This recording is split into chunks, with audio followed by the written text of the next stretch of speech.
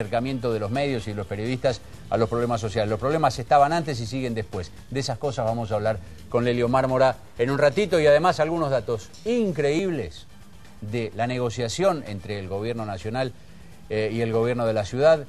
Datos increíbles de cómo y qué pasó alrededor del nombramiento de Nilda Garré como ministra de Seguridad. Hay muchísimo para asombrarse en lo que van a escuchar seguramente ustedes esta noche. Vamos a hablar con los ministros. Dale, vamos. Empezamos con Diego Santilli y Guillermo Montenegro. Gracias por acompañarnos. ¿Cómo les va? Buenas noches. Santilli, usted estuvo hoy en la Villa 31.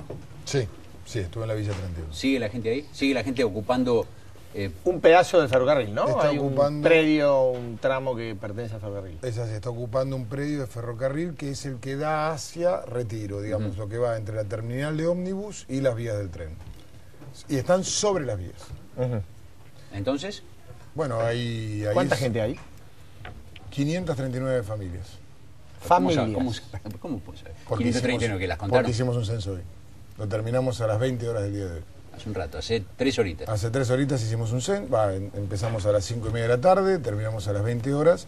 El censo nos arrojó 539 familias, que son de la propia Villa 31, no es que son de afuera de la Villa 31. ¿Y cuál es la razón por la cual ahora ocupan ese lugar? Bueno, porque no les alcanza el tamaño Hay hacinamiento, de la propiedad, hay digamos. hacinamiento, el crecimiento demográfico dentro de la propia villa, hijos, familias, parientes, espacios reducidos, los lleva a ellos a expandirse, no con justa razón, sin justa razón. De hecho, hay mucha bronca en el resto de la Villa 31. ¿Por qué? Porque es el acceso al ingreso de toda la villa, por donde vienen desde Retiro las familias caminando. Recordemos que hay 26.000 habitantes aproximadamente en la Villa 31, vamos a ver con el censo ahora que nos dice. 26.000 y las familias, 539 familias, ¿son cuánto? 2.500, 3.000 personas, serán un poco más. Sí, 539 es lo que censamos. Nosotros le decimos familia porque después dice, bueno, yo tengo un hijo, un hermano, Claro, pariente, y correcto. termina, pero es 539 son los cabezas que estaban ahí de conducción. Y la verdad que la metodología, otra vez una metodología incorrecta, más allá de lo que ustedes planteaban al comienzo y que todos creemos. El problema existe, la situación es real, viene de hace mucho tiempo, continúa, pero no es la forma ni la manera, y me parece que eso es lo que hay que cambiar. Ahora, le pregunto a usted, Montenegro, el problema existe. Sí. Ahora, me da la impresión que a ustedes los tomó de sorpresa.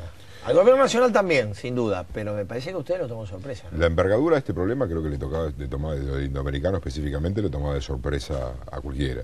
O sea, como fue la cantidad de gente y con la velocidad que llegaron y la velocidad que se retiraron, creo que tomó de sorpresa a todo el mundo.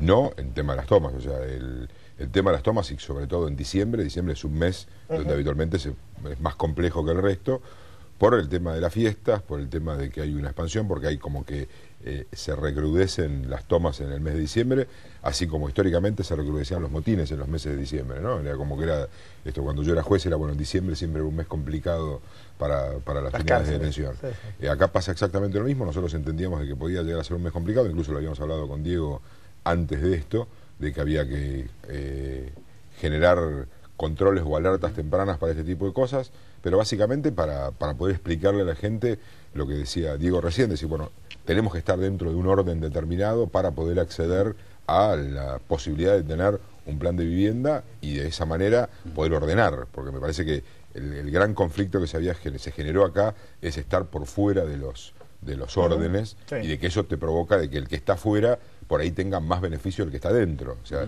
hay gente que tiene la misma incapacidad de acceder a una vivienda y que no toma un predio. Entonces me parece que esto es lo que hay que tener en contraposición, decir, bueno, si a pesar de estar en la misma condición, trata de estar dentro de la normalidad, dentro de las reglas, no puede ser premiado el que está por fuera de las reglas. ¿Y no va a ser premiado? No, de ninguna manera. O sea, yo creo que... Porque, a ver, uno ve a los vecinos en cualquier canal de cable que ponga a los vecinos de los lugares y dicen, bueno, pero yo pago impuestos, yo tengo que pagar alquiler, a mí no me dan nada, No, A o sea, los claro, mismos- y a los hay mismos- una especie de conducta que es, bueno, mira, por ahí tenemos que terminar haciendo eso.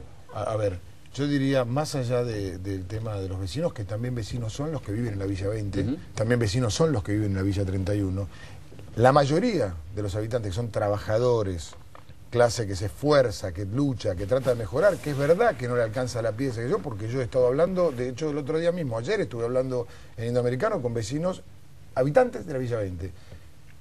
ellos también están con bronca. Claro. Ellos no pueden entender eso. Más allá de que el reclamo puede ser en reclamo de fondo justo, pero no es la forma, no es la manera. Ellos mismos te dicen, mira, yo trabajo todos los días, pago 600 mangos por el tema inmobiliario, porque hoy el boom inmobiliario es el tema más o menos que está dentro de las villas de la ciudad de Buenos Aires, el pago de alquileres. ¿Cómo es eso? ¿Quiénes son los dueños ¿Cómo es de las eso del casas boom en la villa? inmobiliario? Porque es notable, ¿no? Las villas tienen una planta baja y después lo que se construye para arriba es para alquiler, en la mayoría de los casos. Entonces alquilan y viven las familias, van ingresando las familias. O sea, alquila el que esté abajo.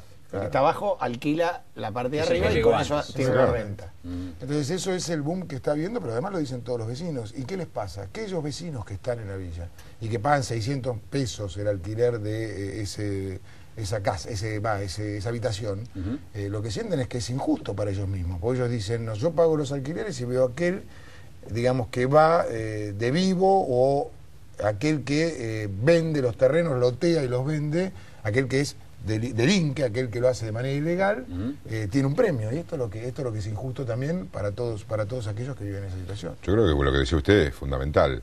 Nosotros no podemos premiar al que está por fuera de las normas. Me parece que esto es uno de los principios que nosotros basamos durante toda la negociación. Decir, mire, incluso para la gente que está dentro del indoamericano, va a estar en misma condición que alguno que no estuviera dentro del indoamericano. Porque si no, es muy complejo.